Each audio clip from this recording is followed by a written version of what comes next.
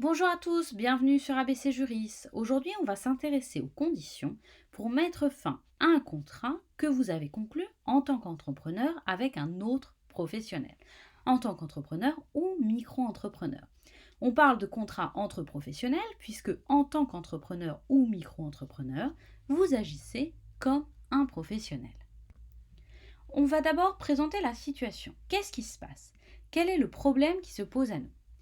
On a conclu un contrat avec un autre professionnel, donc déjà on va se demander ce que c'est qu'un contrat. Un contrat, cela peut avoir plusieurs formes. Tout d'abord, cela peut avoir une forme signée, c'est-à-dire que vous avez, avec l'autre professionnel, rédigé un contrat et vous l'avez signé. Vous avez, ensemble, signé un document qui s'appelle contrat. Ce contrat contient tous les éléments de votre relation avec lui. Le prix, les prestations ou les biens vendus et beaucoup d'autres éléments, notamment comment le terminer. Donc il faudra bien vérifier le contenu de ce contrat pour savoir comment y mettre fin. Vous pouvez aussi avoir un contrat qui va être un contrat oral. C'est-à-dire que vous vous êtes mis d'accord avec un autre professionnel à l'oral pour réaliser une prestation pour lui ou pour qu'il en réalise une pour vous ou pour qu'il vous vende des marchandises ou que vous lui en vendiez, mais vous n'avez pas signé de document écrit contrat, vous avez juste, vous êtes mis d'accord au téléphone le plus souvent. Dans ce cas-là, vous avez un contrat avec un autre professionnel. Le problème est de prouver son contenu. Si vous n'avez que des éléments oraux, comment prouver ce sur quoi vous vous êtes mis d'accord? La principale difficulté est donc la preuve du contenu de ce contrat, la preuve de ce sur quoi vous vous êtes mis d'accord. Vous pouvez aussi avoir un contrat qui résulte d'un échange d'emails. Vous avez avec un autre professionnel ou de courrier, mais généralement c'est plutôt aujourd'hui par email, vous êtes mis d'accord avec un autre professionnel et vous avez échangé des emails pour convenir de la façon dont vous alliez travailler ensemble. Cet échange d'emails constitue un contrat. Il faudra vérifier si dans ces emails, il y a ou non des éléments concernant la rupture de ce contrat. Également, le dernier cas, c'est le cas où vous avez un devis signé. Soit vous avez envoyé à votre client un devis et il l'a signé, soit vous êtes le client d'un professionnel et il vous avait envoyé un devis que vous avez signé. Alors attention, parfois le devis, il est accompagné de conditions générales de vente que vous avez dû signer. Dans ce cas-là, les conditions générales de vente vont constituer le contrat et il faudra regarder leur contenu pour voir comment mettre fin au contrat. Mais parfois, le devis est envoyé sans conditions générales de vente. Alors attention, le fait d'avoir fait des conditions générales de vente ne suffit pas à ce que ces conditions soient applicables à vos clients. Pour que les conditions générales de vente s'appliquent aux clients, il ne suffit pas qu'elles soient sur le site internet. Il faut que le client en ait eu connaissance, que vous lui ayez transmis et qu'il les ait acceptés. Alors, qu'est-ce que c'est qu'un contrat entre professionnels? C'est un contrat dans lequel vous êtes le prestataire ou le vendeur, c'est-à-dire que vous proposez une prestation de service ou vous vendez des biens à un autre professionnel. Et le problème ici, c'est que vous ne voulez pas ou vous ne pouvez pas assurer la prestation que vous deviez fournir ou vous ne pouvez pas vendre les biens que vous deviez lui vendre. A l'inverse, cela peut être le client lui-même qui va vouloir annuler la prestation.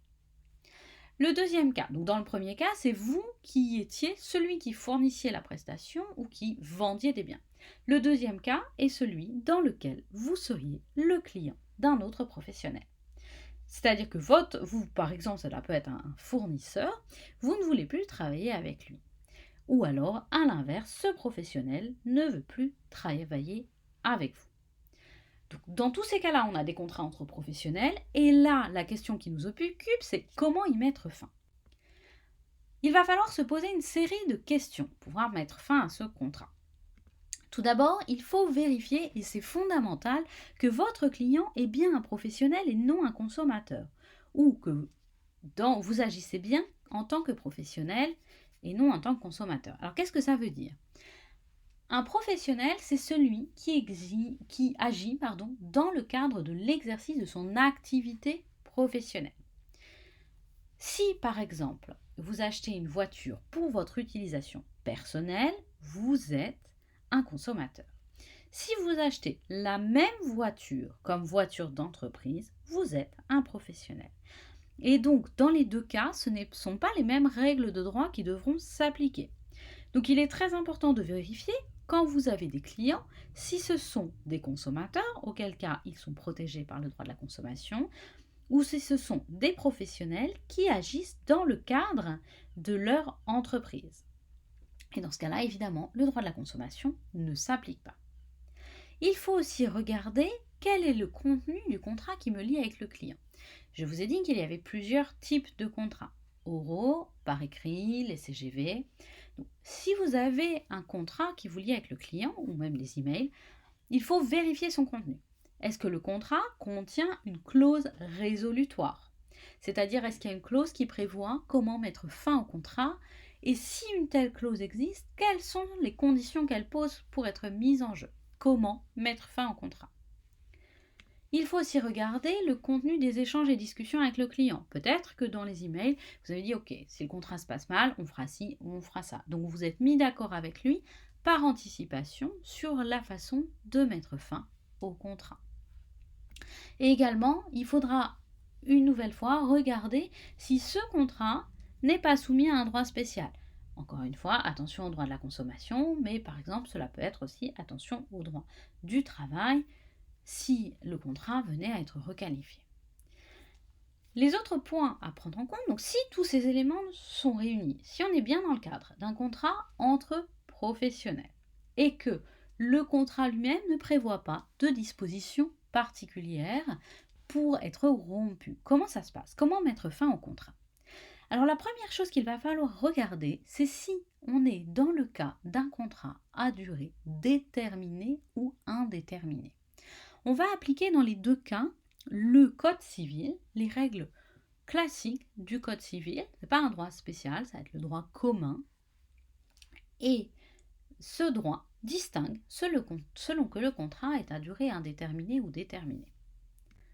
Alors je vais commencer par vous expliquer les contrats à durée indéterminée.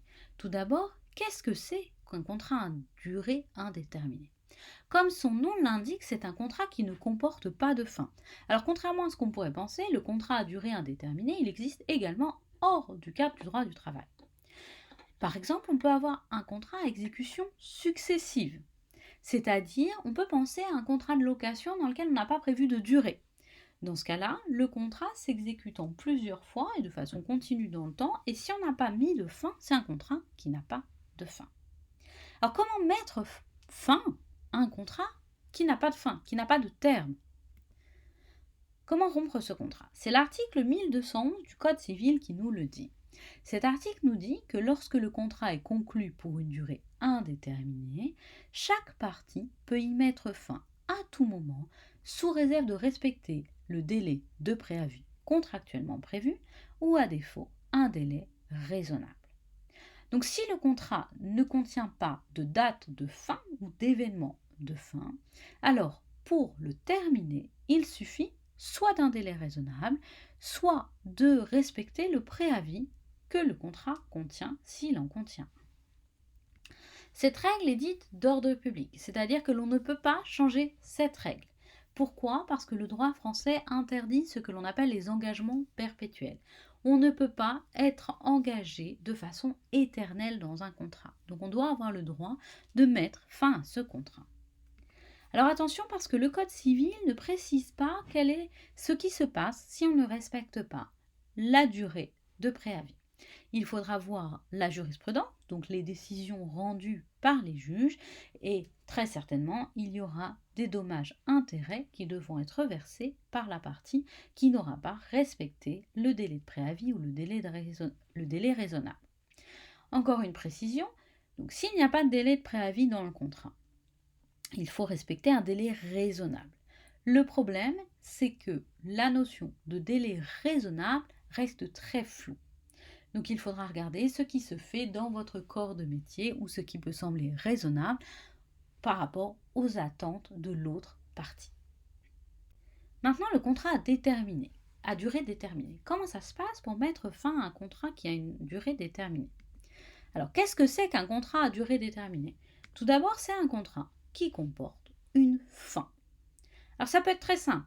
Le contrat est conclu pour 2 ans. Dans ce cas-là, c'est très clair. Au bout de 2 ans, le contrat est terminé.